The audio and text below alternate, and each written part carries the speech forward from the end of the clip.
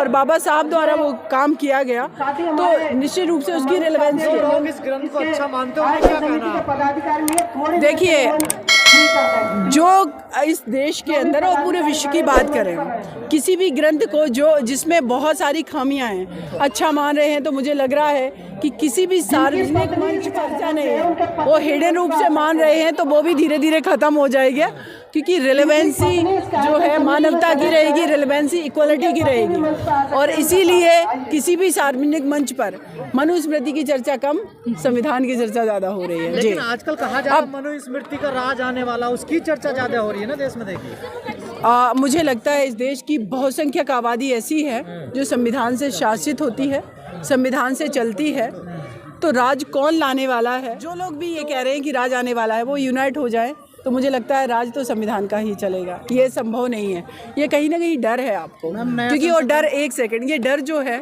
वो किस लिए है?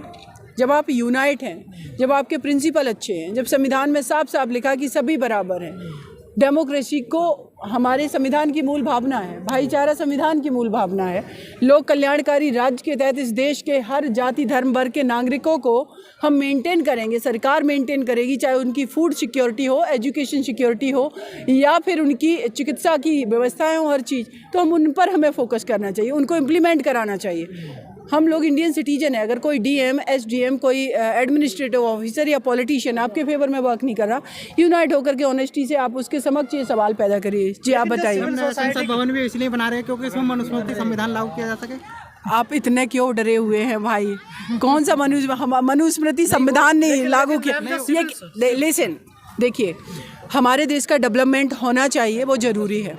अगर हमारे देश की पार्लियामेंट उस टाइम पीरियड में बनी जब हमारे देश की पॉपुलेशन भी कम थी, तो अगर कोई नया इंफ्रास्ट्रक्चर बन रहा है जो कि एक्सेप्ट किया जाना चाहिए, अगर वो ऐसा कोई करता है, तो हम सब लोग किस लिए हैं? हमें बोलने का अधिकार है, हमें आंदोलन करने का अधिकार है, हमें कोर्ट मिली हुई है, कोर्ट में हम अपने रिप्रेजेंटेशन की बात करने लगे हैं। दमखम से यूनिटी सबसे ज़्यादा ज़रूरी है। जो कर रहे हैं पार्लियामेंट में बैठे, वो बहुत लिमिटेड लोग हैं। इस देश की पॉपुलेशन बहुत बड़ी है और बहुसंख्यक पॉपुलेशन है, बहुजन आबादी है। आपको डरने की आवश्यकता नहीं है। बाबा साहब बहुत स्ट्रॉन्ग संविधान लिख के गए हैं, उसके साथ छेड़छाड़ की जाने की कोशिश की गई। SC ST एक्ट में 2017-18 की बात है, 18 में बदलाव कर दिया ना। उसके बाद क्या हुआ देखा आप लोगों ने? एक आंदोलन पे पार्लियामेंट में